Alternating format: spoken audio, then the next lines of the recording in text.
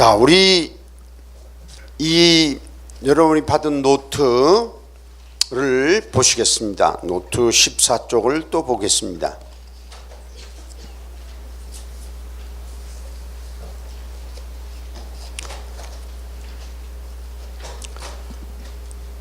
노트 14쪽을 보면은 그 맨 밑에 그 죄 부분의 개요가 나오는데 맨 바른 쪽 결론입니다. 오늘 이제 결론부터 공부를 할 차례입니다. 우리가 이제 죄 부분을 다루면서 비도덕인 그들이 하나님이 만물이라는 그 만물을 통해서 하나님의 영원하신 능력과 신성을 알려줬지만 그들이 우상 숭배를 해서 하나님이 버리셨다고 하는 것을 보았습니다. 그 다음에 이제 로마서 2장에서 도덕인들, 그들이 양심대로 살아간다고 하지만 자기들만큼 양심대로 살아가지 못하는 사람들을 인간적으로 판단합니다. 그래서 그들은 그 결과 하나님의 심판 아래에 있다고 말했습니다. 그 다음에 이제 유대인들, 종교적인 사람들, 이제 로마서 2장 17절서부터 3장 8절까지 이 유대인들은 하나님이 무슨 계시를 주셨냐면 율법을 주셨는데 그 율법을 지키면서 자기의 의를 세웠습니다. 그래서 그들은 저주를 받은 사람이라고 말씀을 드렸습니다. 자, 이제 결론, 그 죄 부분의 결론이 3장 9절로 20절입니다. 우리 3장 9절을 보시겠습니다.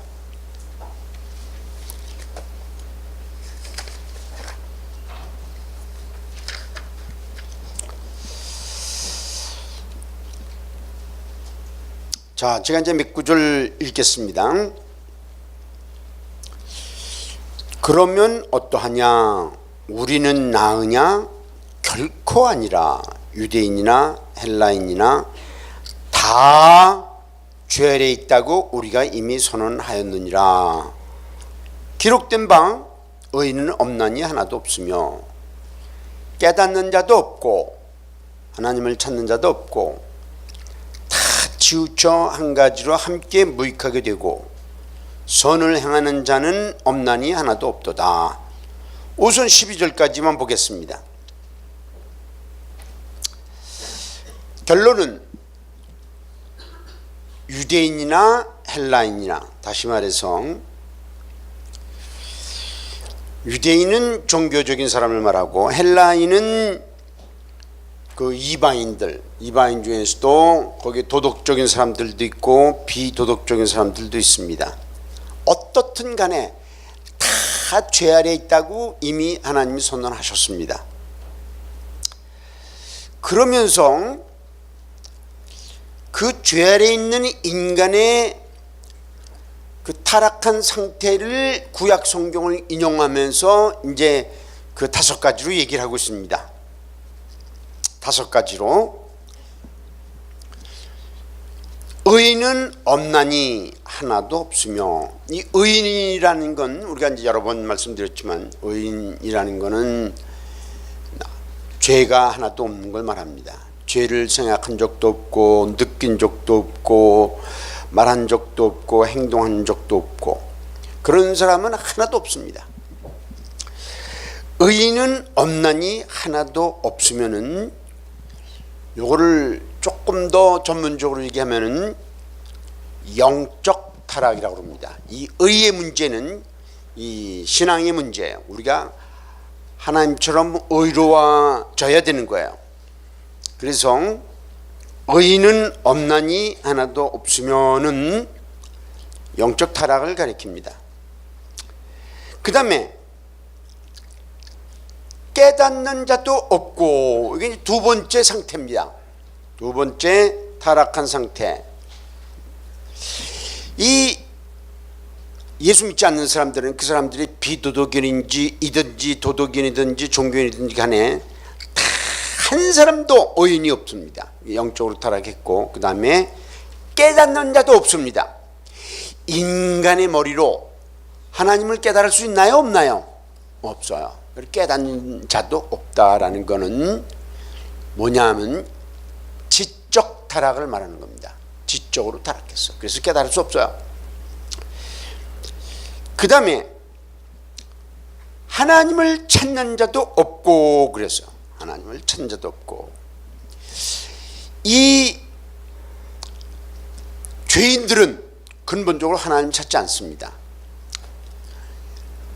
하나님을 어디서부터 찾냐면 우리 마음속에서 찾는 거예요.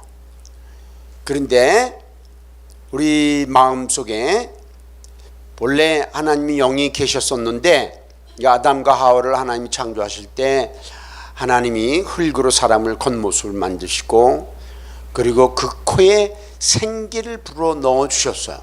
하나님께서 후 하고 자기의 생기를 불어 넣어 주셔서 그 생기는 하나님 영이시기 때문에 하나님의 생기는 결국 영입니다.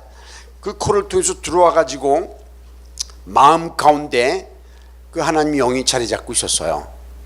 그런데 아담과 하와가 죄를 지음으로 그 영이 떠나갔어요. 그래서 그 마음 안에는 뭐가 생겼냐면 진공이 생겼습니다. 진공, 그래 텅 비어 있다는 거예요. 이 텅 비어 있는 마음으로 하나님을 찾을 수 없어요. 마음이 공허하기 때문에 사람들이 다른 것들을 빨아들여요. 이제 진공 청소기 아시죠? 드르륵 하면 먼지고 뭐 그냥 다 빨아들이는 것처럼 이 진공이 생겼어요, 마음에. 그래서 이 죄들을 다 빨아들이면서 하는 거예요. 그래서 하나님을 찾는 자도 없고는 우리의 마음을 가리키는 거고, 이거를 뭐라 그러냐면 심적 타락이라고 그래요. 마음의 타락. 그 다음에 다 치우쳐 함께 무익하게 되고, 이거 그룹으로 사람들은 한 사람만 타락한 게 아니고 모든 인간이 다 함께 치우쳤단 말이죠. 그래서 무익하게 됐어. 이거를 뭐라 그러냐면 어려운 말로 사회적 타락이라고 그래요. 그래서 사회도 총체적으로 타락했어요. 그래서 사회는 갈수록 악해지는 거예요. 그 다음에 선을 행하는 자는 없나니 하나도 없도다. 이거는 뭐냐면 도덕적 타락이라고 그래요. 그러니까 바울 사도는 인간이 다 죄인이다. 그리고 인간이 다 타락했다. 인간들 마음속에 하나님의 영이 있지 않다.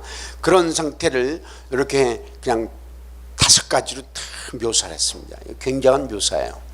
그러니까 이 5가지를 보면 의인은 없나니 하나도 없으며 영적인 타락. 그 다음에 깨닫는 자도 없고 지적인 타락. 하나님을 찾는 자도 없고 이거는 마음의 타락, 심적 타락. 그 다음에 다 치우쳐 함께 무익하게 됐다. 이건 사회적 타락. 그 다음에 선을 행하는 자도 없나니 하나도 없도다. 이건 도덕적 타락이에요. 그래서 이게 바울 사도가 결론을 내리는 거야. 하나님 없는 모든 사람들은 얼른 보기에 공부도 많이 한 것 같고 훌륭한 사람들 있는 것 같고 그렇지만 하나님은 어떻게 진단하냐면 의인은 없나니 하나도 없고 깨닫는 자도 없고 하나님을 찾는 자도 없고 다 무익하게 되어갖고 선을 행하는 자가 하나도 없다라는 거예요. 그래서 이게 하나님 보시는 인간의 모습이에요. 그러니까 영적으로 타락했고 지적으로도 타락했고 심적으로도 타락했고 사회적으로도 타락했고 도덕적으로 타락했다는 거예요. 그렇게 타락한 사람들의 행태를, 언행을, 말과 행위를 이제 13절에서부터 18절까지 또 얘기하고 있는 거예요. 우리의 인격은 우리 이제 오늘 아침에 이제 그랬어요. 우리 로마서 공부하면서 우리는 인격자라 그랬어요. 그렇죠? 그래서 이제 우리가 지정의가 있다고 그랬는데 우리의 인격이 언제 드러나냐 하면은 말로 드러나는 거예요. 그래서 이제 우리가 사람들을 만나갖고 한 15분쯤 얘기하면 그 사람의 인격을 조금 짐작하죠, 그죠? 아유, 아니구나.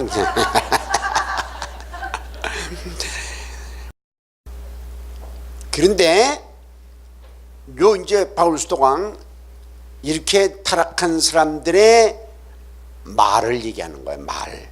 이제 말을 얘기하는. 이제 그게 인격의 표현이에요. 이 겉모습에는 인격이 없어요. 겉모습은 어떤 사람은 키가 크고 늘씬하다, 어떤 사람은 키가 쬐끄맣단 말이야. 그거에 따라서 인격이 결정되는 거 아니잖아요. 어떤 사람은 뭐 미인이다, 어떤 사람은 좀 못생겼단 말이야. 그거에 따라서 인격이 결정되는 게 아니에요.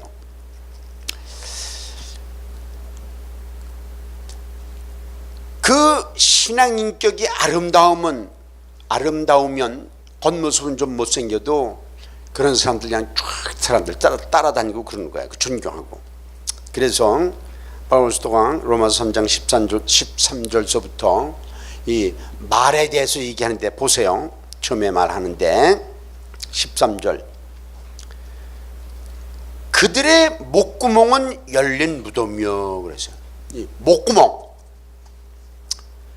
목구멍에서 뭐가 나오냐면 후음이 나와요. 이건 조금 전문적인 표현이에요. 후음. 예를 들면 우리들이 할아버지 할 때 하 그러죠. 그건 뒤에 목구멍에서도 나오는 거예요. 그걸 갖다가 후음이라 그래요. 후음.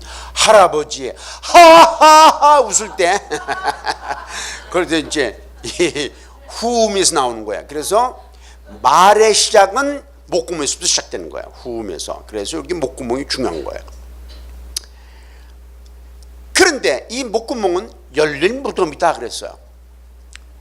우리가 이제 이 바울 사도가 이 편지를 쓸 당시 무덤은 어땠냐면은 그 굴에서 굴.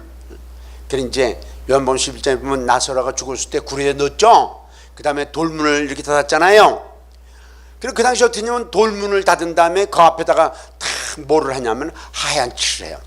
칠하고 그리고 암흑에 평안히 잠자다 이렇게 써놔요. 무덤에 그렇게 써놔요. 그런데 진짜 안에서 평안히 잠들고 있어요? 안에서 뭐 하고 있나요? 예? 왜 썩어요? 벌레들이 먹고 있기 때문에 썩는 거예요. 그래서 겉에서는 말이죠 하얀 칠을 하고 평안히 잠자다 그러지만 안에서는 벌레들이 잔치하는 거야. 잔치 무슨 잔치 벌렸네, 무슨 잔치 벌렸네. 그냥 그런데 막 모여갖고 아무도 방해가 없어 그냥 신나게 잔치하는 거야. 그 다 먹고 나면 뭐 남는 거냐면 뼈다구만 남는 거야. 그죠? 그런데 그래도 그 냄새가 막 나. 그냥 벌레들이 막 먹고 그렇게 냄새가 막 나는데 그 냄새가 밖으로 나와요, 안 나와요? 안 나와. 왜냐면 뚜껑 돌문을 닫았기 때문에.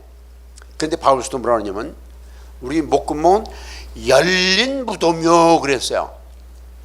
이게 안에선 무덤이기 때문에 시체가 썩고 있는데 이게 닫아야 냄새가 안 나오는데 열려 있으니까 냄새가 꽉 나가는 거야. 냄새가. 그래서 믿지 않는 사람들의 말을 들어보면 그냥 그들의 인격이 그대로 나오는 거야. 막 나오는데 이 말을 만들 때 이제 이 혀파에서 이 음파가 나가갖고 후음을 통해서 그런 후음을 통해서 어디로 가냐면 혀로 가요. 혀가 오르락내리락 하면서 말을 만들어요. 오르락내리락 하면서 말을 만들어요. 그래서 여러분들 한번 지금 해봐요. 혀 움직이는 걸 보면서 한번 해봐요. 파라타 한번 해보세요. 혀가 어떻게 움직였나? 파 할 때는 혀가 가운데 있다가요. 라타 할 때는 위에 천장에 닿다가 떨어지면서 파라타가 되는 거야. 그러니까 우리가 단어 하나 만드는데도 혀가 바빠요. 올라갔다 내려갔다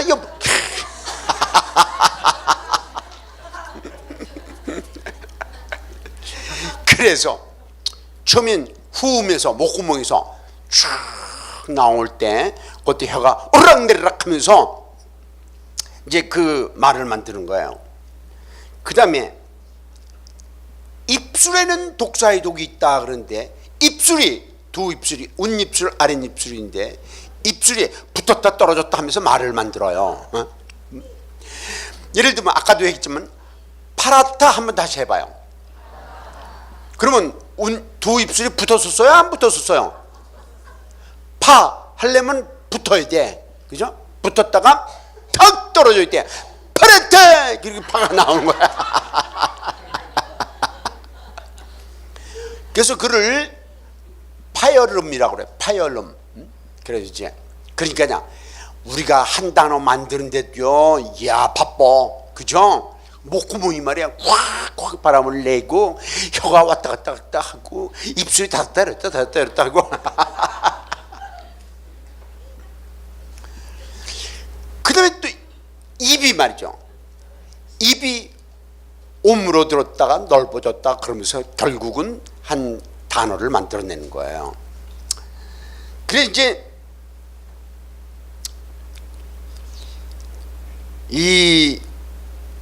그게 이제 입이에요. 그러니까 이제 입을 통해서 말이 나오는데 이게 인격의 표현이에요. 인격의 표현인데 그 입을 통해서 말이 나올 때 적어도 세 가지 기관을 거친다는 거예요. 하나는 후음, 그죠? 목구멍, 또 혀 올락날락 하면서 그 다음에 입술 닫다 열었다 닫다 열었다. 그게 세 가지가 바빠. 그럼 그러면서 이제 단어가 만들어지는 거예요. 그런데 그렇게 단어를 만들면서 그 단어를 보면은 그들의 인격을 다 드러내는 거예요. 그렇죠? 그게 바로 입을 통해서 나오는 그 사람들의 인격이에요.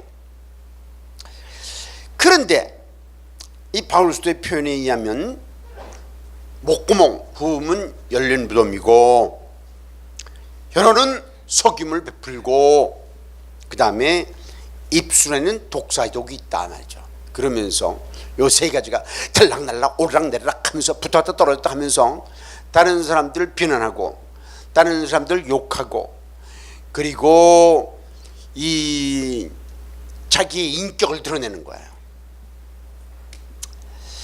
그래서 이제 어떤 사람들이 말하는 걸 가만히 들어보면은 아까도 얘기했지만 한 15분 내지 30분만 얘기하면은 그 사람이 대개는 어떤 사람인지 알아요. 그렇죠?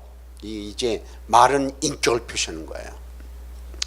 그런데 바울 사도가 이렇게 인간들이 죄인들이 이 영적으로 타락하고 지적으로 타락하고 마음 심적으로 타락하고 심적으로 마음 타락하고 그 다음에 사회적으로 타락하고 도덕적으로 타락한 사람들은 필연적으로 이 입술에서 콱콱 그 더러운 인격이 나오게 되어 있는 거예요. 그런데 또 하나 더 얘기해야지. 이 입은요 머리하고 가슴 가운데 있어요. 여러분 한번 재보세요. 이렇게 재보세요. 이렇게 재보세요. 지금 재보세요. 가운데 딱 있어 입이. 그래갖고 지적으로 타락했어. 머리가 타락했어요. 마음이 타락했어요. 그래서 타락한 것들이 꾹꾹 누르면 뭐가 나오게요? 콱콱 뭐가 나오게요? 뭐가 나와요? 타락한 게 나오는 거예요. 여러분들 오늘 아침에 이 닦았나요? 닦았구나. 나도 닦았어요. 근데 닦기 전에 치약을 쭉 눌러서 짜죠? 치약을 꾹 누르면 그냥 쭉 하고 치약이 나온단 말이에요. 왜 그러냐면 그 속에 치약이 들어있기 때문에 아래로 누르면 치약이 나오게 돼 있어요. 마찬가지로 인간의 머리가 타락해서 인간의 마음이 타락해서 아래로 꾹 누르면 팍 하고 치약처럼 나오는데 그게 뭐가 나오냐면 그 더러운 타락한 인격이 나온다는 거예요. 그 인격의 표시가 바로 말이에요. 그래서 바울 사도가 이렇게 사람을 표현하고 있는 거예요. 이 죄인들은요, 거짓말도 잘 시키고 남을 속이기도 잘하고, 이게 독사의 독이 있는 거야, 입술에. 그런데 입술 자체가 죄가 아니고 뭐가 죄예요? 머리와 마음이 이미 타락했기 때문에 그 입이라는 통로를 통해서 쭉쭉 나가는 것뿐이에요.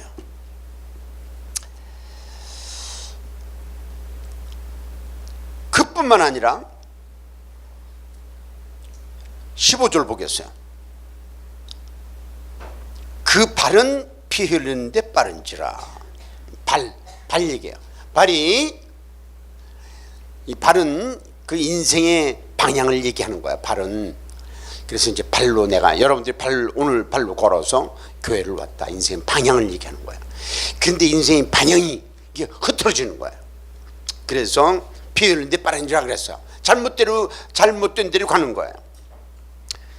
그 다음에 그 발이 잘못된 데로 가기 때문에 16절 파멸과 고생이 그 길에 있어 평강의 길을 알지 못했고, 그 인생을 살아가면서 평강의 길을 모르는 거예요. 예수 믿지 않는 사람들이 평강의 길이 있게요, 없게요? 없어요. 그래서 벨란주에 다 있는 거예요. 대학생들 보면은 그냥 교수가 숙제를 내면은 다 베껴서 내. 다는 아니지만 거진다. 요새는 베끼니까 쉬워요. 컴퓨터가 있어갖고. 친구한테 카톡 보내고, 야, 너 숙제 하니? 다 했다. 그러면 그것 좀 인터넷에서 첨부 파일로 보내. 그래 탁 보낸단 말이에요. 그걸 열어가지고 앞에 걸 뒤로 넣고 뒤에 걸 앞으로 넣고 가운데 걸 움직이고 폰트를 바꾸고 그러면 탁 내면 어느 교수가 그걸 찾아내요? 못 찾아내요. 그죠? 그러니 그 학생들이 그렇게 칸닝구를 해갖고 숙제를 베껴내고 가책이 있게요, 없게요? 그리고 보여준 놈은 B를 맞고 보아서 베낀 놈은 A를 맞았어요. 그래 A 맞은 애가 탁 버려버려 나 A 맞았단 말이야. 그냥. 이 사회가, 한국 사회는, 한국 대학생들은 85%가 칸닝구를 한대요. 85%가. 칸닝구 안 하면 병신이야. 이 사회가 이렇게 타락했어요. 미국에서는요, 시험 볼 때 교수가 방에 들어오질 않아요. 알아요? 교수가 안 들어와. 신뢰하기 때문에. 한국에서 안 들어오면 할렐루야야. 다 펴갖고 칸닝구 한단 말이에요. 그러니까 그 길에 평강의 길이 없는 거예요. 잘난 것 같지만 평강의 길이 없고, 그 다음에 18절 그들이 눈앞에 하나님을 두려움이 없느니라. 그러니까 이걸 보면 바울서가 표현한 거 보면 아까 깨닫는 자도 없고는 머리의 타락이죠. 눈은 하나님을 두려움이 없죠. 그 다음에 입 썩은 거 쫙쫙 내죠. 그죠? 그 다음에 가슴 하나님 없죠. 그 다음에 발 피 흘리는데 빠른지로, 그럼 머리끝에서부터 발끝까지 죄덩어리야. 이게 인간의 모습이고, 그리고 이것이 하나님의 진단이에요. 이거를 뭐라고 그러냐면 지난번에도 얘기했지만 완전 타락이라고 그래요. 한번 저를 따라서 해보세요. 완전 타락. 아주 완전히 타락해서 인간들이. 그런데 겉으로 보기에 무슨 명품 가방 걸치고 명품 옷 걸치고 그리고 명품 구두를 신고 다니면은 그게 잘난 줄 알아. 하나님은 마음을 꿰뚫어 보시는데요. 그래서 이 죄를 얘기하는 결론이 그거예요. 결론이 이 9절서부터 20절까지의 결론인데, 이 결론을 보면 모든 인간이 타락했고 모든 인간이 그 인격적으로 타락하기 때문에 더러운 말을 하고, 모든 인간이 눈에 하나님을 두려움이 없고, 모든 인간이 그 발의 평강의 길을 알지 못하는 거야. 그러고 살아가는 게 인간의 모습이에요. 이거 바울 사도가 이거 다 어떻게 깨달았게요? 자기가 경험해서 깨달은 거야. 자기가 옛날에 다 그렇게 살았어요. 자기가 율법을 열심히 지키면서 예수 믿는 사람들 핍박하고 죽이고 막 그러면서 그렇게 그 인생의 목적인 줄 알았어요. 그게 타락의 결과인 줄 모르고 그러다가 예수님 만나고 생애가 변화되는 거야. 자, 이제 그렇게 죄론의 결론을 이제 19절 20절만 하면 죄론의 결론은 이제 끝나는 거야. 자, 19절 20절은 우리 다 같이 한번 읽어보겠습니다. 자, 우리 19절 3장 19절 20절 다 같이 읽겠습니다. 시작.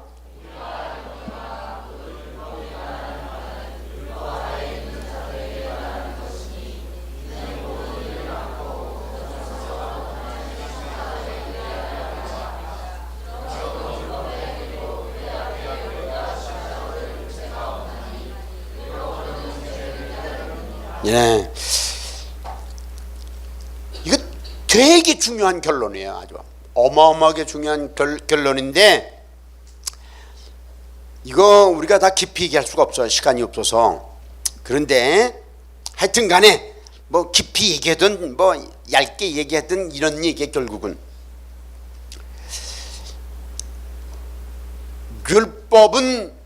율법을 지키려고 구원받으려고 하는 사람들은 하나님의 심판 아래 있다는 거예요.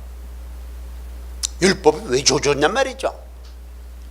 율법이 주어진 거는 율법을 지켜서 구원받으라고 그러는 게 아니고 너희들이 죄인이다 이걸 알려주기 위해서 그런 거예요. 죄인이라는 걸 알려주기 위해서. 뭐냐면 율법을 지키려고 그러니까 지켜져야 안 지켜져요? 못 지켜져요. 예를 들면 예수 믿지 않는 사람들에게, 불신자들에게, 도덕인이든 비도덕인이든 종교적인 사람들이든 간에 상관없이 나 외에 다른 신을 두지 말라, 이건 불가능한 거예요. 지킬 수 없어요. 왜냐하면 모든 인간은 자기들 마음속에 자기가 원하는 그게 있어요. 어떤 사람은 돈을 사랑하고, 어떤 사람은 섹스를 사랑하고, 어떤 사람은 권력을 사랑하고, 어떤 사람은 드라마를 사랑해. 그래서 텔레비 드라마에 폭 빠지고, 또 어떤 사람은 인터넷 게임을 사랑해. 게임을 하고 말이죠. 자기 마음속에 그 하나님보다 더 중요하게 여기는 게 있어요. 그거 없는 사람 없어요. 그렇기 때문에 나 외에 다른 신을 두지 말라, 이거를 지키는 사람은 이 지구상에 없어요. 이거는 거듭난 사람만 지킬 수 있는 거야. 그러니까 10계명 중에서 첫 번째 계명 걸렸어. 그쵸? 에휴. 그 다 뚜뚜뚜뚜 넘어갔고 마지막 계명이 있게 해야지. 10번째 계명이 뭐예요? 탐심을 품지 말라. 간단히 말해서 뭐 다른 거 다 설명할 거 없이 탐심을 품지 말라. 그런데 이 지구상에서 탐심을 한 번도 품지 않은 사람이 있게요, 없게요? 없어요. 이거 불가능한 거야. 그런데 다른 사람 내가 탐심을 품었어. 여러분들이 알게요, 모르게요? 몰라요. 탐심은 마음속에서 품는 거야. 이게 흉악한 죄야. 이거 아무도 모르고 나만 알아. 탐심. 그래, 여기 안 걸리는 사람 없어요. 바울 사도가 골로새서 3장 5절에서 뭐라고 그랬냐면 탐심은 우상숭배니라 그랬어요. 그래서 10계명의 1계명하고 10계명하고 똑같다는 얘기예요. 탐심은 우상숭배야. 나 외에 다른 신을 두지 말라는 우상숭배야. 그러니까 1계명과 10계명이 똑같은 얘기예요. 이 사람들은 탐심을 가지고 있어. 무슨 탐심이냐면 내가 공부를 수단 방법을 가리지 않고 A를 맞아야지. 이게 탐심이에요. 이것도. 그 다음에 또 이제 어떤 목사님 보면은 뭐라고 그러냐면 나한테 내가 교회를 10,000명으로 되는 교회를 만들겠습니다. 그런단 말이에요. 그거 탐심이야. 탐심. 제가 이제 옛날에 미국에서 보스턴에서 공부하면서 교회를 시작을 했어요. 그래갖고 이제 기도를 했어요. 아침마다 하루에 3시간씩 기도했어요. 주여 첫 해에 40명만 주시구려. 그리고 둘째 해에 100명을 주세요. 이렇게 기도했어요. 그런데 그 당시에 보스턴에 우리 교회가 26번째 교회예요. 한국 교회. 그 다음에 그 보스턴에 한국 사람이 2600명이 살고 있어요. 그런데 교회가 우리가 26번째 교회니까 40명이 온다는 건 거의 불가능해요. 그래서 내가 이게 40명 주시옵소서. 그리고 하루에 3시간씩 기도했어. 근데 그렇게 이제 몇 개월 기도했는데 교인이 안 늘어. 교인이 우리가 10명이서 시작했는데 3개월 지나니까 한 사람 왔어요. 근데 그 사람 왜 왔냐면 실수로 왔어.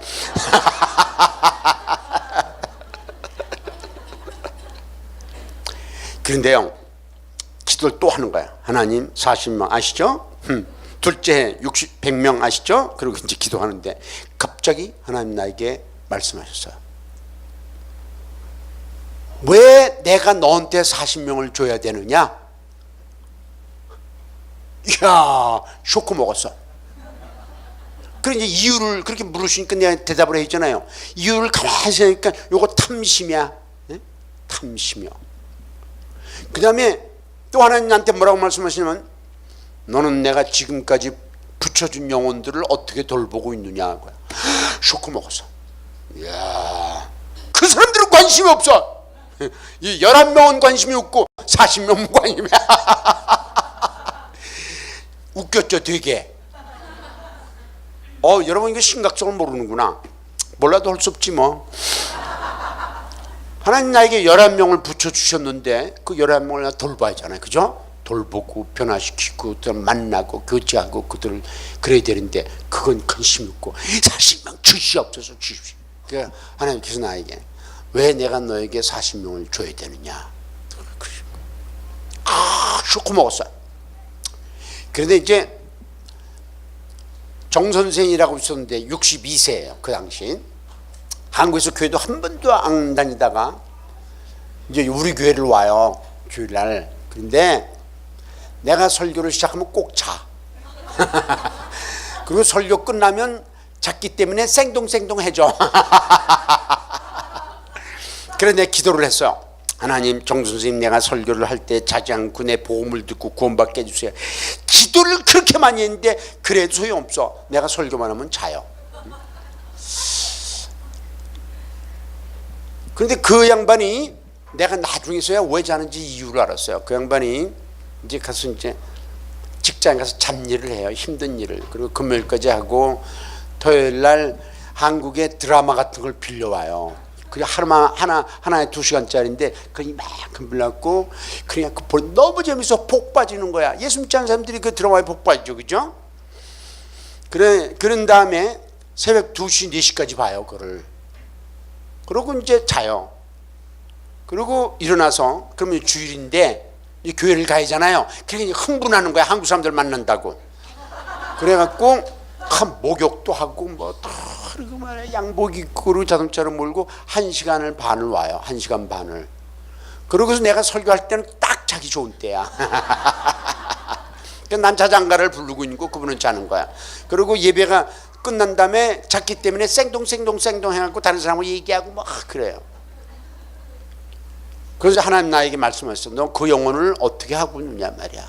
나 뭐 하고 있었냐면 자지 않게 해달라고 기도만 하고 있었어. 그때 나는 박사학위 논문 쓰랴 목회하랴 얼마나 바쁜지 몰라요. 그죠? 그런데 그냥 하나님께서 왜 내가 너에게 40명을 줘야 되느냐? 그리고 이 정 선생은 어떻게 할 거냐? 이야, 그래서 토요일 날 자동차를 몰고 그 집을 갔어요. 1시간 반을 들여서. 나 바빠. 논문 쓰고 그런데 바쁜데 거기를 갔어요. 야, 하나님은 그런데 잔인하신 것 같아. 갔어요.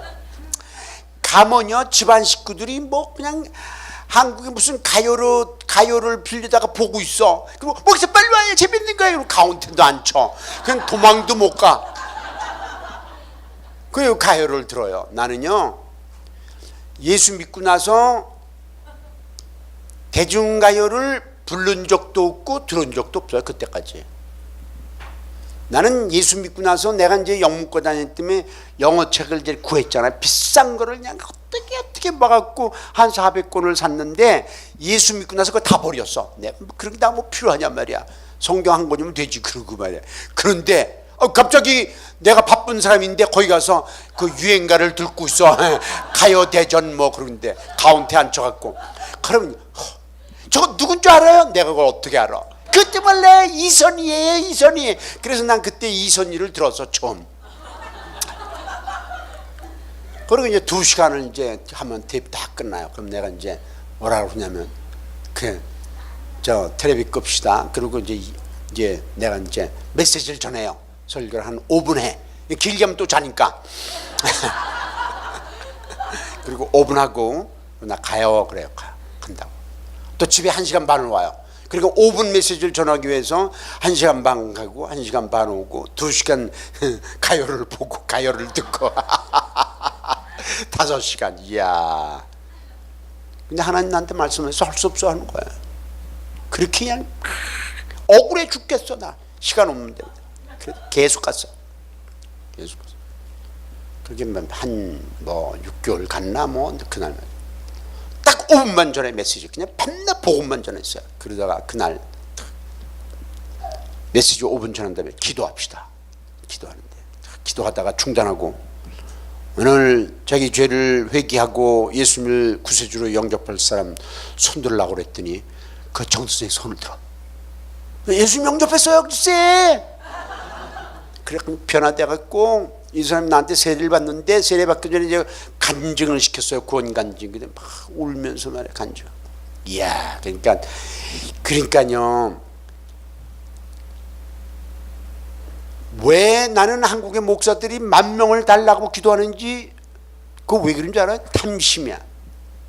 1,000명을 달라고 탐심이에요. 영적 탐심.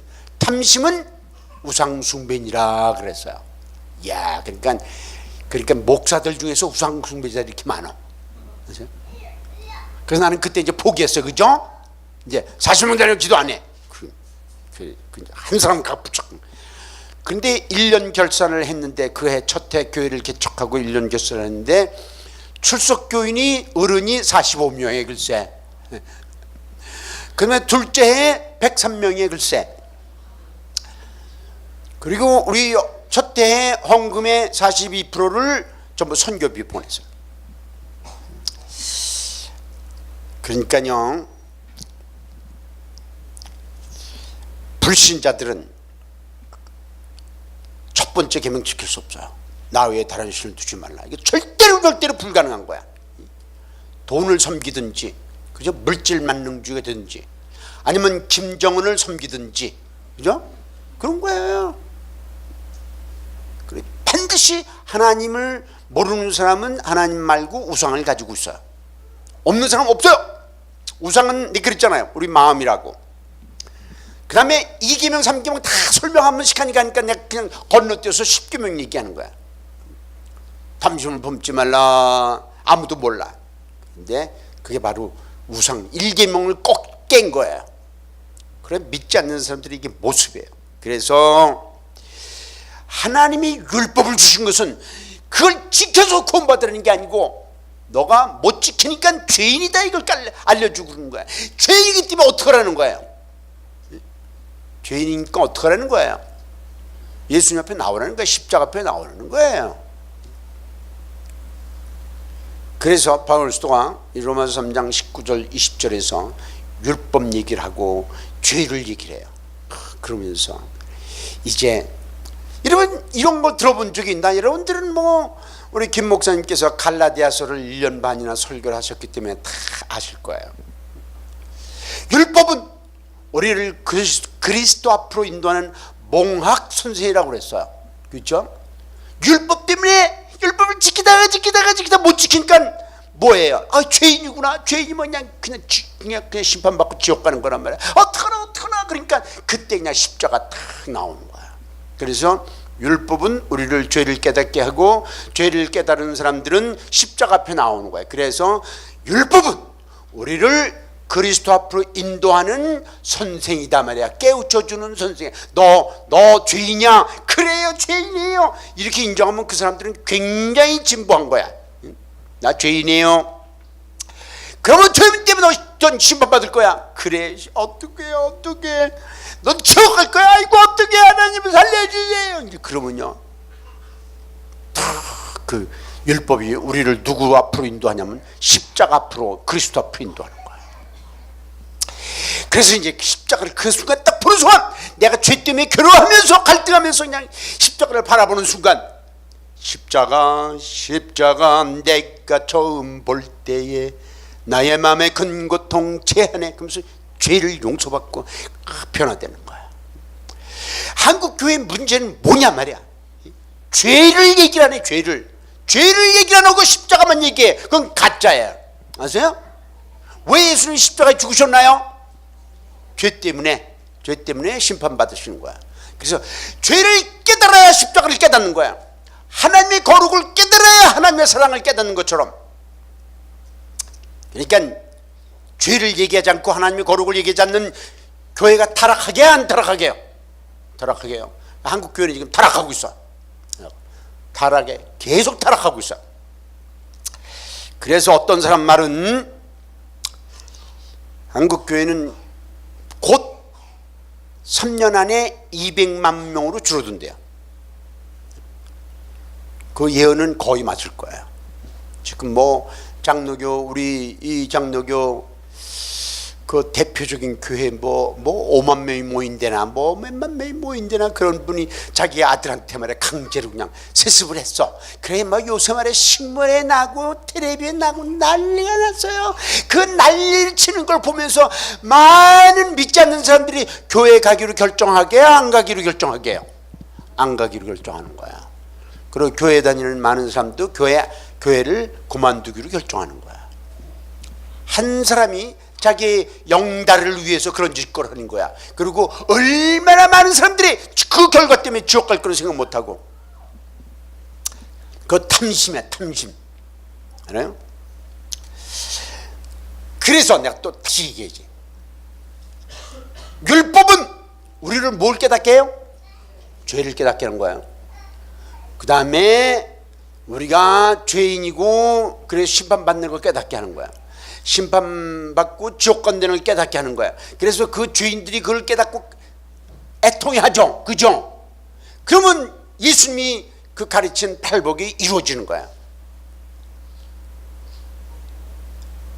심령이 가난한 자는 복이 있나니 저희가 천국이 저희 것이며, 애통하는 자는 복이 있나니 저희가 위로를 받을 것이며, 그다음 이제 마지막에 8번째 복, 나와 내 복음을 위하여 핍박을 받는 자는 복이 있나니 천국이 저희 것이며. 가장 큰 복이 뭐냐면 천국을 소유하는 거야. 첫 번에도 천국, 마지막 8번도 천국. 그래서 이 율법이 우리를 누구 앞으로 인도해요? 십자가 앞으로, 그리스도 앞으로 인도하는 몽학 선생이라고 했어요. 요새 새로 나온 번역은 몽학 선생이라고 그러지 않고 뭐라고 그랬죠? 예? 초등교사. 네, 초등교사. 그 번역이 잘 된지 모르겠네. 초등교사. 그냥 교사면 교사지 왜 초등교사야? 그쵸? 그럼 우리 같은 사람은 국물도 없잖아. 나는 초등교사가 아니기 때문에. 그래, 이게 몽학 선생이라는 건 몽 깨우칠 몽자, 학 배울 학자. 뭘 배우냐 말이야. 내가 죄인이다, 내가 심판받는다, 내가 지옥 간다, 그래서 나를 위해서 예수님이 십자가에 죽으시고 부활하셨다, 이걸 깨우치는 분이에요. 그 앞으로 인도하는 분이에요. 그래, 몽학 선생님 말은 좀 어려운 한문이지만 상당히 잘 된 거야. 그래서 이렇게 율법을 다 얘기한 다음에, 죄에 대한 결론을, 율법을 얘기한 다음에 3장 21절에서부터 뭐를 얘기하냐면 십자가를 얘기하는 거야. 율법은 죄인을 누가 앞으로 인도해요? 십자가 앞으로. 그래서 3장 21절서부터 바로 십자가가 나오는 거야. 십자가 나오는데, 자 21절 봅시다. 그래, 이제 이 여러분 노트의 16페이지 보면은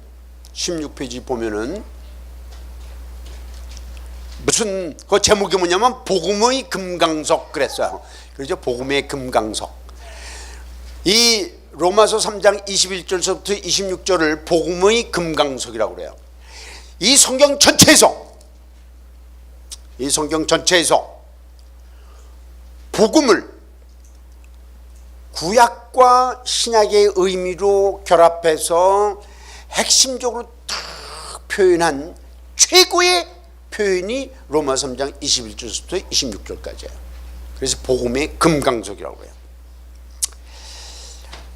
자, 복음의 금강석을 봅시다.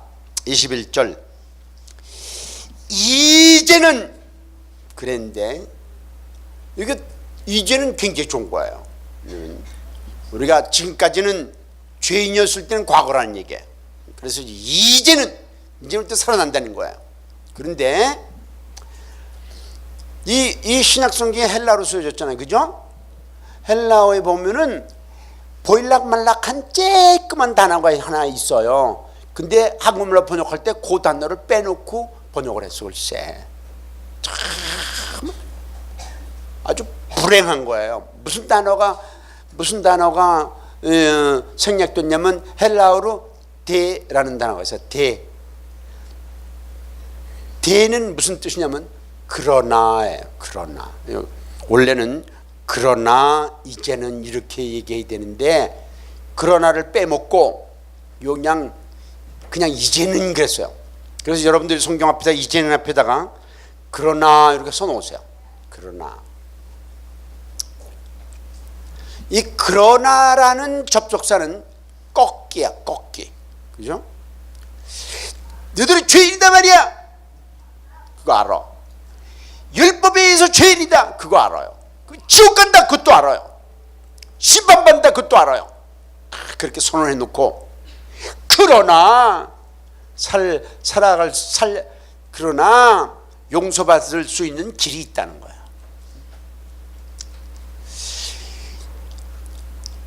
여기에서 그러나라는 말을 미국의 유명한 성경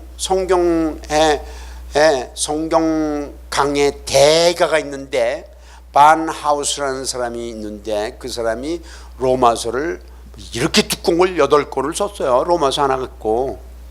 그런데 그러나 가지고 8페이지를 썼어. 그러나 한 단어 갖고 8페이지. 그리고 이제 제가 이제 신학생들 가르칠 때나 뭐 그럴 때는 그러나를 가지고 많이 얘기하는데 오늘 뭐 날 보고 가래 서울로. 그러니까 어떡해. 그래서 이제 빨리 해야 돼. 그냥 그러나 그러고 넘어갈 거야. 하여튼 간에 그러나는 뭐냐면 지금까지 한 얘기를 다 뒤집는 거야. 다 뒤집는 거. 그래서 대전환점이 그러나예요.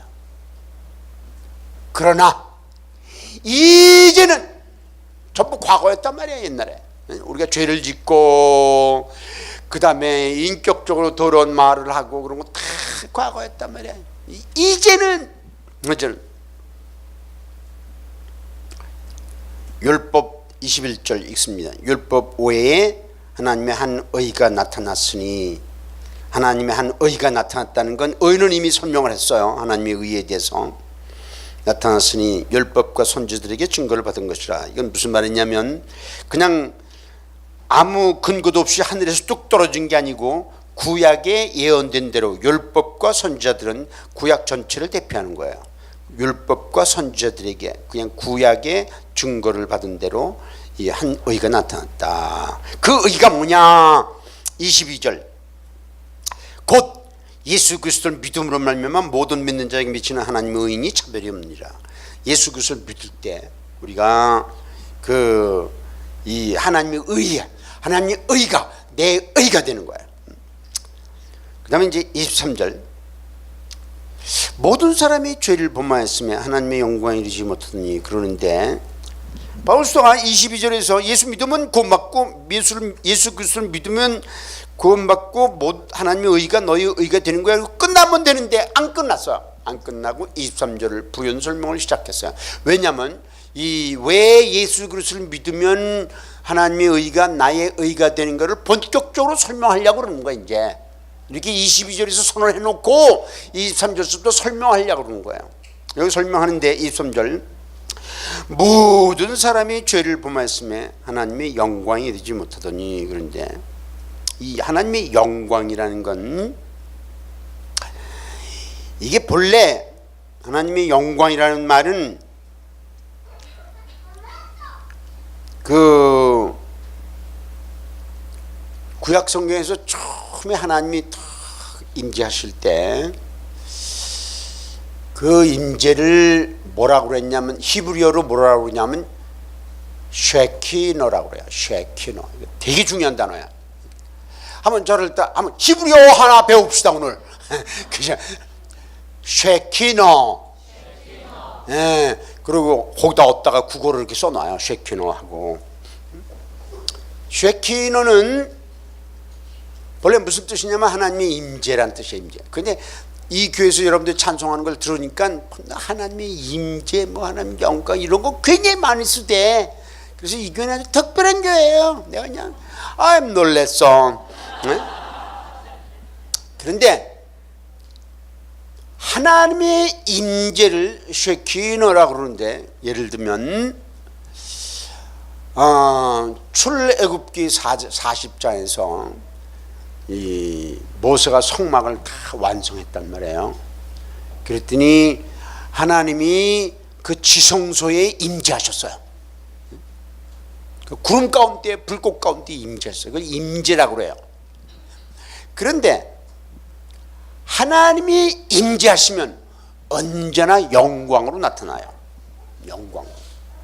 그래서 나중에는 쉐키너가 번역될 때 처음에는 임재였는데 나중에는 영광으로도 번역이 돼요. 그래서 임재하고 영광은 똑같은 말이에요. 이 히브리어에서 쉐키너는 임재도 됐다 영광도 됐다 똑같은 말이에요. 왜냐하면 하나님이 임재하시면 뭐가 나타나요? 영광. 하나님이 영광이 나타나면 그 하나님이 임재하신 거예요. 그래서 이 바울 사도가 모든 사람이 죄를 범하였음에 하나님이 영광이 이르지 못하더니는 무슨 말이냐면 죄인은 하나님 앞에 나올 수 없다는 거야. 하나님의 영광이 이르지 못한다는 건 하나님 앞에 임재 앞에 나올 수 없다는 거예요. 그리고 이거를 구약적으로 설명하면은 죄인은 지성소에 들어갈 수 없다는 거야. 지성소에. 아까 뭐 지성소도 나오고 그러대 뭐 그냥 내가 하고 싶으니까 다 하대 이 찬송가 팀이 말이야 그냥. 야 그래서 하나님의 영광에 이르지 못하더니라는 말은 하나님 앞에 나오지 못하더니 그런 뜻이고 그 구약적으로 보면 지성소에 들어갈 수 없다라는 거야. 지성소 들어가기 위해서 가로막고 있는 게 여러 개가 있어요. 하나는 지성소와 성소를 가로막는 휘장이 있고 또 하나는 뜰과 성소를 가로막는 휘장이 있고 또 하나는 성소와 바깥 세상을 가로막는 문이 있고 문이 양 3중분이에요. 요 그림을 한번 봐요. 요 그림 복음의 금강석에 내가 이제 성막을 그려놨는데 내가 그린 거 아니에요.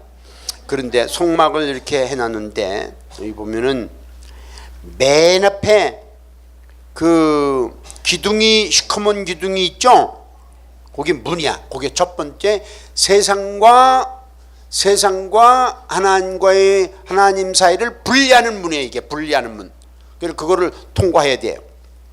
그 다음에 그 지붕 덮은 거 그건 뭐냐면 성소로 들어가는 데가 휘장이 가려 있어요. 그 고문을 통과해야 돼요. 근데 여기서는 보이지 않는데 그 구름이 탁 나온 게 있죠. 그건 지성소야.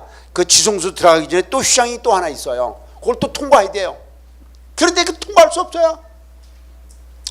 구약 성경에서는 그 지성소와 성소 사이에 휘장이 탁 놓여 있는데 거기 들어가면 죽어요. 무조건 죽어. 들어갈 수 없어요. 딱 휘장이 있어. 근데 거기 들어갈 수 있는 자격이 있는 사람이 딱 한 사람이 있어요. 대제사장. 대제사장이 1년에 몇 번?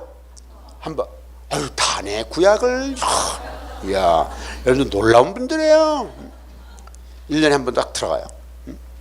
그날이 무슨 날이게요? 대속죄일. 이야, 그런 것도 알아요. 대속죄일 이 대제사장이 들어가는데 그냥 들어가면 죽어요. 대제사장도. 그래서 어떻게 해요? 응? 숫송아지의 피를 가지고 들어가요. 숫송아지 피. 숫송아지 다 막아, 피 다 막고.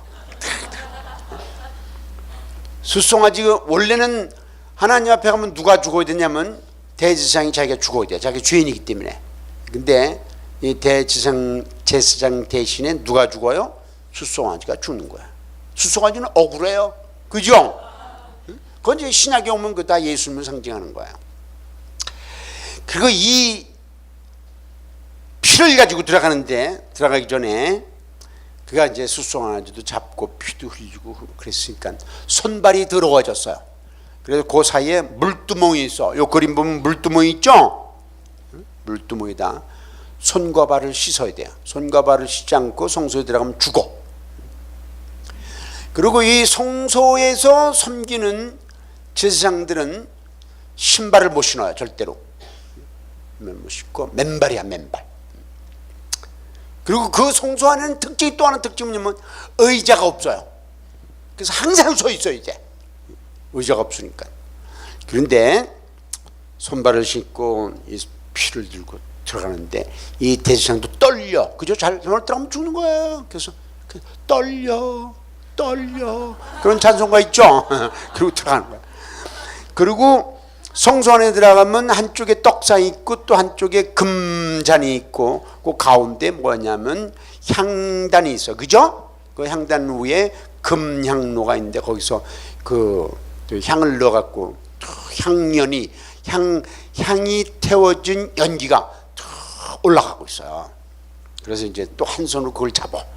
양손에 가지고, 그죠? 한 손엔 피, 또 한 손에는 금향로, 예? 금으로 만든 향로, 거기 연기 쭉 올라. 두두두 떨리면서 지성소를 들어가. 들어가자마자 그 향연을 하나님이 계신 하나님이 계신 언약궤 앞과 언약궤 앞에 그리고 자기 사이에 향연을 놔요. 금향로를. 그러면 향연이 쫙 올라가면서 하나님과 자기 사이를 막아줘. 그래서 안 죽어요. 향연이 없으면 죽어요. 그리고 이 피를 가지고 자기 손가락으로 그 언약궤 위에 뿌려요. 그죠? 몇 번 뿌려요? 7번 뿌려요. 왜 7번 뿌려요? 피를 뿌리는 건 무슨 뜻이냐면 덮는다, 그런 뜻이야. 덮는다. 구약에서는 죄의 용서와 죄를 덮어준다의 뜻이에요. 근데 시간이 없으니까 얘기 안 하고, 신약에서는 덮는다가 아니고 없어진다예요. 신약에서 우리가 예수님을 믿으면 죄가 없어져요. 근데 구약에서는 덮어줘. 덮어. 얼마 동안 덮어줘요? 1년 동안 덮어줘요. 근데 그 다음에 대속죄일날 또 해야 돼. 또 덮고 또 덮고 또 덮고 또 덮고 그래야 돼요. 그래서 이제 피를 거기다 뿌려요. 그 언약궤 위에다 7번 뿌리고. 그리고 대제사장은 하나님 쪽을 향해서 등을 보면 죽어. 등 보지 못해요. 피를 7번 뿌리고 뒷걸음질 쳐서 나와야 돼요. 나오면서 그 언약궤 앞에다 또 7번 뿌려요. 그리고 나오면은 하나님이 대제사장의 죄를 받아주신 거야. 그리고 대제사장은 이제 다른 백성들의 죄를 대속할 자격이 생긴 거야. 그죠? 그러면 이제 염소 2마리를 가지고 와서 거기다 이제 장로들이 안수를 해요. 그 안수는 뭐냐면 이스라엘 백성들의 죄가 염소들에게 옮겨간다, 이런 뜻이에요. 이제 이거는 신약에 와서 우리의 죄가 예수님께 옮겨간다, 똑같은 거야. 그걸 갖다가 어려운 말로 전가라고 그래. 전가. 요즘에 어제 지난번에 한번 했죠. 전가. imputed. 그래서 이제 염소 2마리를 놓고 제비를 뽑아요. 한 마리가 그 이제 그 당첨이 되면 거기다 이제 그 머리 위에다가 장로들이 손을 얹고 죄를 고백해요. 그리고 제사장이 그 칼로 푹 찔러 죽여요. 칼은 그 성소 안에서, 이 성소 안에서 쓰는 칼은 양쪽에 날이 있어. 양쪽에. 그래 좌우에 날선 검이에요. 양쪽에 날이 있어. 이리도 찔러도 죽고 이리 찔러도 죽고요. 날카로워 그냥 촥촥촥촥. 그리고 이제 그런 염소를 푹 주서 피를 받아요. 그리고 그 염소를 칼로 난도질을 해. 그냥 앞뒤로 말이죠. 이 좌우에 날선 검으로 잘라요. 그래갖고 그걸 조각조각을 내갖고 그걸 번제단 위에다가 올려놔요. 번제단에다 태워. 그러면 그냥 지글지글 하면서 연기가 쭉 올라가요. 그때 만일 연기가 막 그냥 그 염소의 그 잘라진 몸들이, 그죠? 내장 있고 뭐 그냥 다 조각조각 내가 거기다 올려놓으면은 그건 이제 올라가는, 지글지글 하면서 연기가 올라가는데, 그때 만일 바람이 불어서 연기가 올라가지 못해 슉 휘면은 대속죄일은 무효야. 아세요? 그건 하나님이 안 받아주신다는 뜻이에요. 그래서 그 유대인들은 대속죄일이 되기 전에 그렇게 기도를 많이 해요.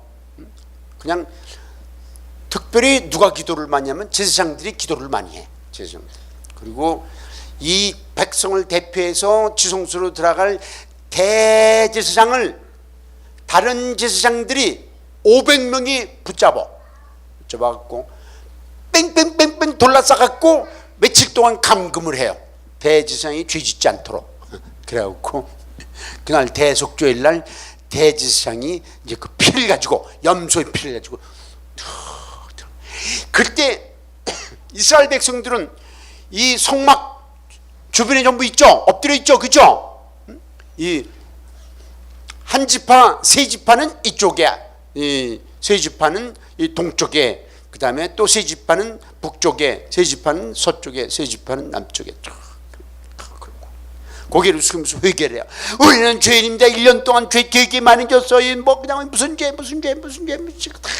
그 죄를 열거하는데, 그 죄가 어디에 나오냐면 레위기 11장서부터 15장까지 나오는 거예요. 그리고 대속죄일은 레위기 16장에서 하는 거야. 16장에서 대속죄일이 나오는데 그 죄의 종목들이 11장서부터 15장 사이에 자세히 나와요. 그래서 유대인들은 다 알아요. 자기들이 얼마나 흉악한 죄인인가. 그 죄를 고백하고 있어요.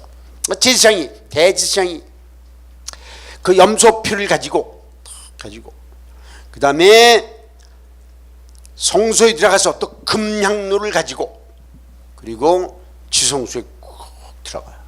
들어가는데 그때 하나님께서 진노하세요. 왜냐하면 인간이 들어왔기 때문에. 그리고 이 이스라엘 백성들의 죄를 대신해서 사람이 들어왔기 때문에 진노하세요. 근데 그 진노를 풀어드리기 위해서 빨리 그 금향로를 하나님과 인간 사이에 놓고 향연이 올라가고, 그 다음에 대제사장이 피를 7번 뿌려. 죄를 덮는 거야. 이거 죄를 덮는데 그 언약궤에다 피를 뿌리는데, 그 언약궤에 피 뿌리는 곳은 뭐라 그러냐면 어려운 말로 속죄소라고 그래요. 그런 거 들어봤어요? 이야, 그런 거 들어봤으면 굉장한 거예요, 여러분들은. 속죄소라고 그래요. 속죄소라는 말은 이 성경의 번역인데 원뜻은 뭐냐면 뚜껑이란 뜻이야. 뚜껑. 왜냐면 이렇게 언약궤가 있잖아요. 궤짝이 있잖아요. 그럼 뚜껑을 덮어야 하잖아요. 그죠? 근데 그 뚜껑 그러면 불경스러운가 봐. 그래서 속죄소 그렇게 덮어. 왜냐면 구약에서 죄를 용서해 주는 건 뭐라고 그랬죠? 덮는 거라고 그랬어요. 덮는 거. 그래서 뚜껑으로 덮는 거예요.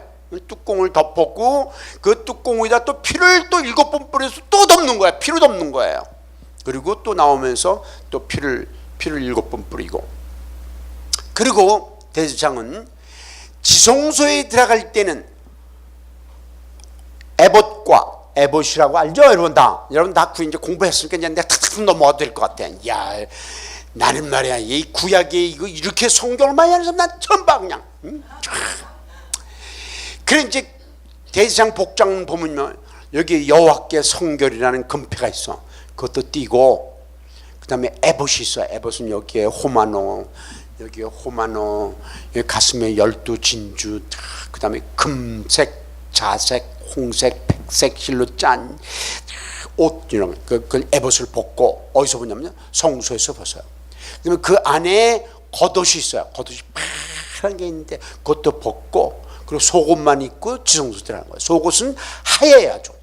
이 목에서부터 발목까지 이르러 하얀 옷만 입고, 그냥 죄인이기 때문에 그냥 호화찬란한 거 입고 들어가지 못해 하나님 앞에. 그래서 이제 그 피를 뿌리고, 그다음에 그러면 이제 하나님 그걸 받아주셨단 말이에요. 죄를 받아주셨기 때문에 나와서, 그다음에 성소에서 다시 옷을 입어, 겉옷을 입어요. 파란 옷은 어디까지? 파란 옷은 무릎 밑에까지, 살짝 밑에까지 내려와요. 근데 그 파란 옷을 겉옷이라고 그래요. 하얀 거 속옷에다가 파란 거를 덧입으면 그 파란 거 그 무릎 밑에 뭐가 달려있냐면 그 방울이 달려있어요. 방울 하나, 석류 하나, 방울 하나, 석류 하나, 이게 10개씩 달려있어요. 그리고 에봇을 입어요. 에봇을 입으면 찰나게 빛이 번쩍 여호와께 성결한 금빛이 번쩍.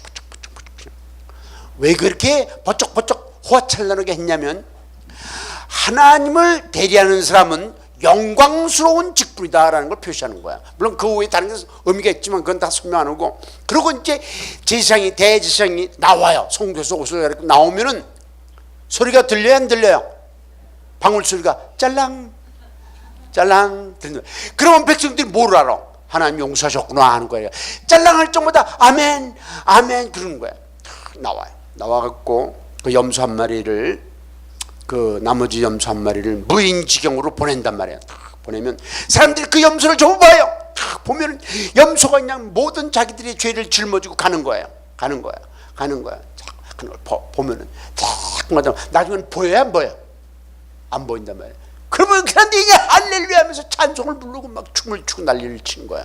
뭐냐면 자기들의 죄가 이렇게 없어졌다는 거야. 그런데 이제 이것만 얘기하면 이제 다 끝나는 거야. 이제 오늘 여러분이 다 아는 거니까 뭐 빨리 나가도 돼. 18쪽을 봐요. 18쪽.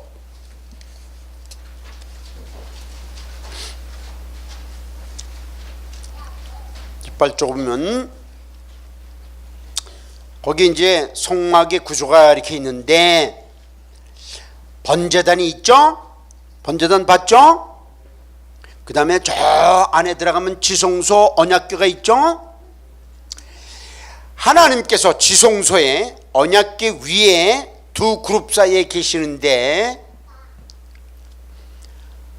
하나님은 죄에 대해서 어떻게 하신다고 그랬죠? 진노하신다고 그랬어요. 그래서 로마서 1장 18절에 보면 하나님의 진노가 불의로 진리를 막는 사람들의 모든 경건치 않음과 불의에 대해서 하늘로조차 나타나느니 그랬어요. 그래서 이 지성소에 들어가는 거는 바로 뭐를 얘기하냐면 하나님 만나러 들어가는데, 그 하나님은 은혜의 하나님이 아니고 진노의 하나님이에요. 왜냐하면 죄인이 들어가기 때문에. 그래서 거기 지성소 옆에 어디에다가 하나님의 진노 이렇게 쓰세요. 하나님의 진노. 하나님이 계신 곳에 들어가는데 하나님은 진노의 하나님이에요. 진노. 그 진노를 풀어드려야 돼요. 그 다음에 이제 번제단 또 봅시다. 번제단 보면 염소를 죽인단 말이에요. 그죠? 염소는 누구 때문에 죽었어요? 백성의 죄 때문에. 염소를 죽였고 그 피를 번제단 뿔이 있어. 뿔이 4개가 있는데 그 뿔에다가 피를 바르고, 그 다음에 그 피를 흘리고 죽었어요. 염소는 왜 죽었나요? 백성들의 죄를 대신해 죽었어요. 그거를 갖다가 뭐라고 그러냐면 속량이라고 그래요. 속량. 죄값을 대신 죽었다. 그래서 속량, 그 번제단 옆에다가 속량 이렇게 써봐요. 그리고 이제 그 염소의 피가 백성들의 죄를 용서했어요. 그래서 속량이라고 해요. 죄값을 치렀다 이런 뜻이에요. 속량이라는 건 죄값을 치렀다. 그래서 이스라엘 백성들의 죄는 용서받았어요. 이미 거기서. 그죠? 그런데 문제가 하나 있어요. 그건 뭐냐면 하나님이 진노하고 계세요. 아직. 그래서 하나님의 진노를 풀어드려야 돼. 이게 중요한 거예요. 그래서 대제사장이 피를 가지고 그 지성소 안에 들어가서 피를 그 언약궤 위에 뚜껑 위에 속죄소 위에 7번 뿌려요. 그럴 때 그 피를 하나님이 받아주시면 하나님 진노가 풀어드리는 거예요. 하나님 진노가 풀어주는 거예요. 그거를 어려운 말로 뭐라고 그러냐면 화목제물이라고 그래요. 화목제물. 화목제물은 하나님의 진노를 풀어드리는 제물 이런 뜻이야. 하나님의 진노를 풀어드리는 제물, 화목제물. 그래서 여러분들이 빨간 볼펜이 있으면 번제단에서 줄을 쭉 그어갖고 지성소까지 줄을 그어놓으면 아주 좋아요. 그리고 금촛대와 그 떡상에다가 또 줄을 쭉 그어놓으면 십자가가 되는 거야. 여러분 다 배운 거예요 지금. 그걸 이제 얘기하는 거예요. 그래서 이 피가 두 가지 역할을 하는 거야. 피가 두 가지 역할을 하는 거야. 하나는 뭐예요? 백성들의 죄값이에요. 죄값. 그걸 속량이라고 그래요. 또 하나는 하나님의 진노를 풀어드리는 거야. 피가 두 가지 역할을 하는 거야. 그런데 예수님께서 십자가에 죽으실 때 그 피를 쏟으셨단 말이에요. 그 피가 두 가지 역할을 하는 거야. 하나는 여러분과 나의 죄값을 치르신 거고 또 하나는 하나님의 진노를 풀어드린 거예요. 그래서 우리가 하나님을 그때부터 아버지라고 부르는 거예요. 하나님 앞에 나아갈 수 있는 거예요. 자, 그러면 이 성경 말씀을 보겠습니다.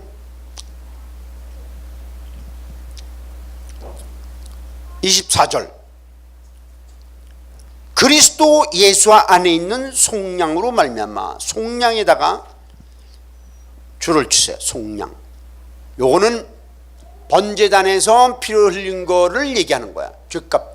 그러니까 백성들의 죄값, 여러분과 나의 죄값 속량에다가 줄을 치시고 말미암아 하나님의 은혜로 값없이 의롭다 하심을 얻은 자 되었느니라. 이 피 때문에 예수님이 피를 흘려서 우리 죄값을 치렀기 때문에 우리가 하나님이 의로우신 것처럼 의로워졌다는 거야. 그런데 하나님이 의로우신 것처럼 의로워지기 위해서는 한 가지 더 남았어요. 그거냐면 하나님의 뭐를 풀어드려? 진노를 풀어드려야 되는 거야. 그래서 25절이 나오는 거야. 이 예수를 하나님이 그의 피로써 믿음으로 말미암는 화목제물로 세우셨으니. 화목제물에다가 줄을 쳐요. 화목제물에다 줄을 치고 피 오죠. 그의 피로써 그랬죠. 그 피에다가 동그라미를 쳐봐요. 피에다가 동그라미를 쳐. 그 다음에 동그라미 피하고 뭐를 연결하냐면 속량하고 줄로 쭉 꺼놔요. 연결해놔요. 성경에다가 연결해놔요. 또 속량에다가 피하고 화목제물하고 줄을 쭉 꺼놔요. 피는 두 가지 역할을 했다는 거예요. 하나는 우리의 죄값을 치렀고 또 하나는 하나님의 진노를 풀어드렸다. 이게 피가 한 역할이에요. 그런데 바울 수도가 이 로마서에서 이렇게 얘기한 거는 구약 성경을 이해하지 못하면 이렇게 쓸 수 없어요. 절대로 쓸 수 없어요. 구약 성경의 대속죄일 레위기 16장에 나오는 사건을 이해하지 못하면 이거 쓸 수 없어요. 그러니까 거기다가 세 단어를 집어넣어서 바울 사도가요. 하나는 피, 그죠? 이 피는 두 가지 역할을 하는 거예요. 하나는 우리의 죄값, 속량, 또 하나는 하나님의 뭘 풀어드려? 진노를 풀어드리는 뭐예요? 화목제물. 화목제물. 그래서 우리들이 전에 지은 죄를 다 간구하시고, 그리고 우리들이 하나님이 우리를 보실 때 그 피를 통해서 하나님 진노가 풀어졌고 우리 죄값이 치러졌기 때문에 하나님이 우리를, 하나님이 의로우신 것처럼 우리도 똑같이 의롭게 보시는 거예요. 그래서 24절 다시 읽어보면, 그리스도 예수 안에 있는 속량으로 말미암아 하나님의 은혜로, 우리 편에서는 하나님의 은혜예요. 값없이 우리 편에서 한 게 없어. 의롭다 하심을 얻은 자 되었느니라 그랬어요. 의롭다 하심은 두 단어예요. 이걸 좀 설명을 해야죠. 여러분 다 아는 건데 내가 얘기하는 거야. 의롭다 한 단어, 하심 두 단어예요. 그런데 두 단어는 합쳐서 쓰면 안 돼, 절대로. 의롭다 하심은 존칭어예요, 반말이에요? 존칭어란 말이에요. 왜냐하면 우리를 의롭다 하실 분은 하나님밖에 없어요. 그래서 의롭다 하심, 하나님이 우리를 의롭다고 해주시는 거예요. 하나님처럼 의롭다고 해주시는 게 있어. 의롭다 하심, 우리는 의롭잖아요. 아까 3장 9절에서 본 대로 의인은 없나니, 3장 10절에서 본 대로 의인은 없나니 하나도 없으며 그랬어요. 그런데 예수님이 십자가에서 흘리신 피, 그 피가 두 가지 역할을 했어요. 우리의 죄값을 치르는 속량이 됐고 하나님의 진노를 풀어드리는 그런 화목제물이 되신 거야. 그래서 우리들이 그것을, 그 예수님이 십자가에서 그렇게 죽으신 것을 우리가 믿을 때, 받아들일 때 하나님께서는 우리를 의롭다 하시는 거예요. 의롭다 하심은 무슨 말이냐면, 우리들이 지금까지 죄를 한 번도 짓지도 않고 생각하지도 않고 행동도 하지 않은 것처럼 여겨주는 걸 말하는 거예요. 그래서 하나님처럼 똑같이 신분이 하나님이 의로우신 것처럼 우리도 의로워지는 거예요. 우리가 진짜 의로워지는 게 아니고 하나님이 의롭다고 보아주시는 거예요. 그래서 하나님 백 믿고 우리는 의롭다라고 선언하고 다니는 거야. 하나님 백 믿고. 재판관이 죄가 없다면 내가 죄가 없는 거야. 그죠? 그런데 재판관이신 하나님께서 날 보고 너는 죄가 하나도 없어. 그러면 나는 죄가 실제로 있지만 내가 하나님 그 재판관 백을 믿고 나는 죄가 없어 그러는 거야. 옛날에 박정희 대통령 시절에 서울 사대를 다니는 오상병이 있었어요. 그 군대를 가서 오상병이 됐는데 거기 상사가 얘 연애 편지를 대중 앞에서 읽어줘, 밤낮. 이제 그 애가 이제 애인이 여자가 있었는데 애인이 편지를 쓴단 말이야. 이제 나 당신 보고 싶어요. 어쩌고 편지 쓰면 저녁에 이제 점호를 취해요. 전부 군인들이 딱 서갖고 점호를 추는데 그때 그 편지를 읽어. 그래서 이제 오상병이 그 상사를 찾아가서 상사님 편지를 혼자 읽어주세요. 대중 앞에서 읽지 말아주세요. 그리고 사정을 써. 그래도 그 사람은 자꾸 읽어. 그냥 오상병이 참다가 화가 나갖고 어느 날 보초를 쓸 때 그 상사를 가서 그냥 뚜룩 쏴서 죽였어 그냥. 그러면 이제 군대에서 하극상이라고 그래요. 낮은 사람이 높은 사람을 죽였단 말이야. 하극상. 그러면 군사재판을 받아요. 군대에서는. 군사재판은 고등법원, 대법원이 없고 한 번으로 끝나. 그래서 이제 군사재판에서 오상병 사형 판결을 내렸어요. 그 사람은 죽음을 기다리고 있어요. 그런데 그 사람이 교회를 또 다녀요. 그래갖고 교회에 여전도회에서 들고 일어났어요. 그래갖고 이제 탄원서를 대통령한테 냈어. 탄원서를. 그래 이제 우리나라 법에 의하면 많은 사람들이 탄원서를 냈고 그 숫자가 차면은 대통령이 반드시 봐야 돼요. 그 법이에요. 탄원서를 딱 사인을 해갖고 박정희 대통령이 탄원서를 냈어요. 그런데 그때 박정희 대통령이 코너에 몰릴 때야. 왜냐하면 독재한다고. 그래서 사람들한테 인심을 써야 조금 되잖아요. 그래서 그거를 방면을 했어. 용서해줘라. 왜냐하면 군사재판에서 사형언도를 받으면 대통령만 용서할 수 있어요. 그래 이제 박정희 대통령이 그 용서해줘. 그렇고 이제 사면장 오 암흑의 상병 너는 사람을 죽여서 죽어 마땅하나 정황을 참작하여 너를 용서하노라. 저는 1900 몇 년도 몇 월 며칠 그 대한민국 대통령 박정희 도장을 쾅 찍었어요. 그거를 이제 갖다 줬어요.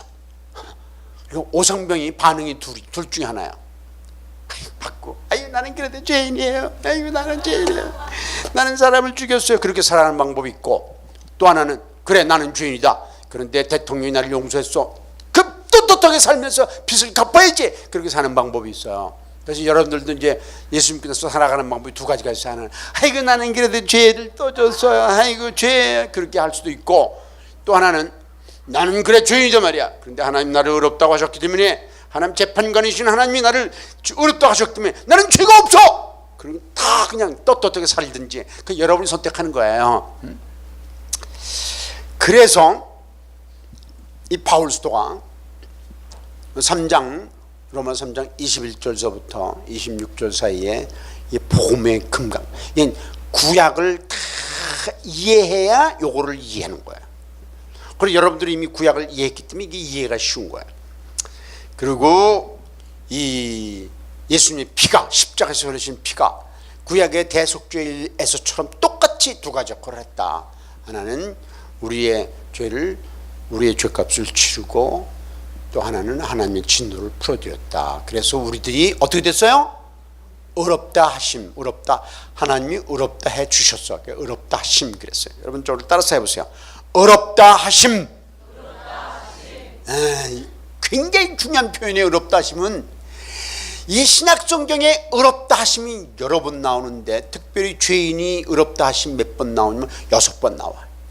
그런데 내가 시간이 있으면 하나씩 전부 그냥 인용할 건데 우리 목사님께서 날 보고 8시 50분까지 하래요. 그래서 지금 49분이야. 그래서 내가 이제 기도하고 끝나면 50분이야. 기도합시다.